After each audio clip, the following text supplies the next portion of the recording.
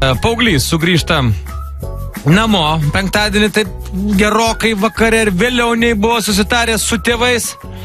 Žodžiu, ir iškart gauna tokią pastebėjimą, kad kažkas yra negerai su jo būklė. Jis sako, nu tėti, kodėl tu galvoji, jeigu aš buvau pas klasioką gimtadienį, tai aš, tipo, biškį turėjau būti išgėręs. Sako, klausyk, aš mama. Jo.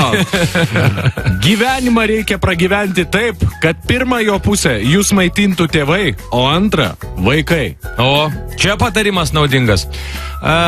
Nedidelė palyginus dukra klausė tėčio, sako, tėtė, o kodėl, kaip yra, kiek aš stebiu paukščius, niekada gatvėje ar kur nors kitur nesu mačiusi mažo balandžio vaiko arba balandžio vaiko.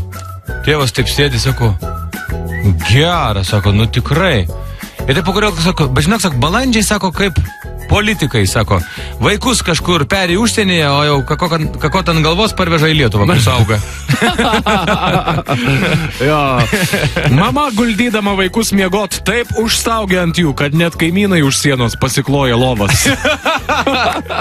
Čia irgi geras iš gyvenimo. Čia visiškai iš gyvenimo.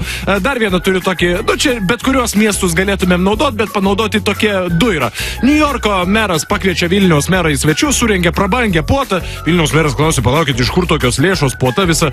New Yorko meras sako, nu, matai tiltą? Matau, sako, jis kainavo 100 000, mes pastatėm už 80, tai va tokios tokelis. Nu, po kiek laiko Vilniaus meras kviečia kolegą New Yorko merą į svečius, surengė dar prabangesnę puotą. New Yorko meras klausyk, iš kur čia tos lėšos? Vilniaus meras atsako, sako, matai tiltą? Niurkėtis sako, nu ne, nu tai vat, tokios ir tokelės. Dar vienas, žodžiu, tėvas nusprendė vakare pabūt su vaiku, su dukrytė, sako, aš, sako, užmigdysiu. Nu, žodžiu, nueinam.